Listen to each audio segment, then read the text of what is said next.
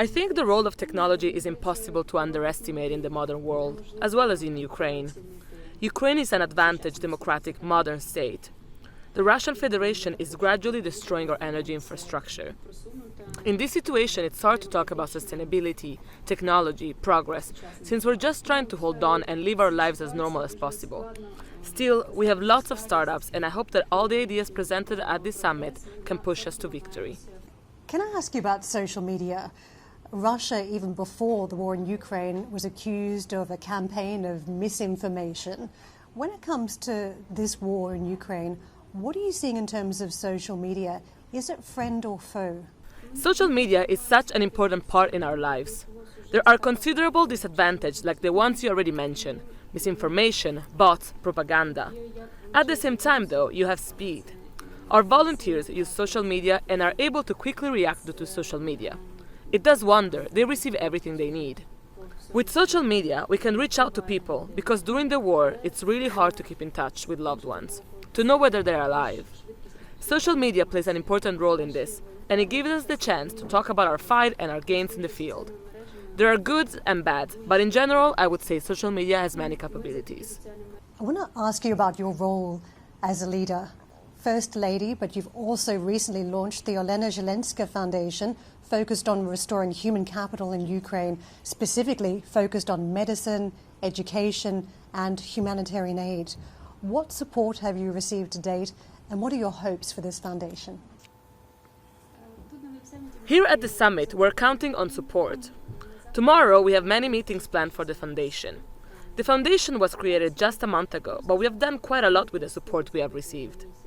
With these donations, we were able to provide the necessity for our people to survive the winter. Sleeping bags, blankets, diesel generator, energy banks, everything to restore heating and warmth. Also, we have a number of projects to restore medical facilities and schools infrastructures in some areas of Ukraine. I hope this summit will give me more opportunities to talk about what we're doing and involve more partners to collaborate with. As you call for humanitarian aid for Ukraine, how worried are you about the state of affairs in other countries, in particular poor nations not receiving vital food at this stage? When you have crisis in your own country, you start to understand the crisis of others a bit more. We can feel the pain of these people, and we hope other countries will get the aid that they need. Unfortunately, the war brought not only military crisis, but it's also creating a food crisis in other countries.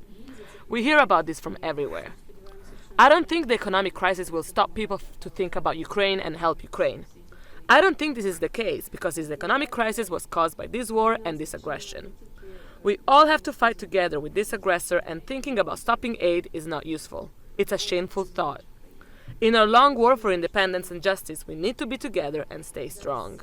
You said a few weeks ago that Ukrainians are getting stronger as the war continued, but so far the fighting has raged over the warmer months. Colder weather looms. Does winter pose a bigger problem for Ukrainians? The enemy is watching the reaction of Ukrainians. They think people will start losing faith in victory and that it will be much harder for them to win. But we need to hold on. I live in Ukraine and I see people have hardened. We have to understand we have to fight much longer as we are bracing up for the winter. We are buying generators, we're making our homes warm. We're getting ready for a cold winter, even though we might not have electricity. It will be difficult, but Ukrainians are capable to endure it. As you mentioned patience, can I ask you whether you have fears that support is waning? We've had the war hit other nations in the form of a food crisis, energy crisis, inflation, even political change in some countries. Are you concerned that self-interest may start to prevail?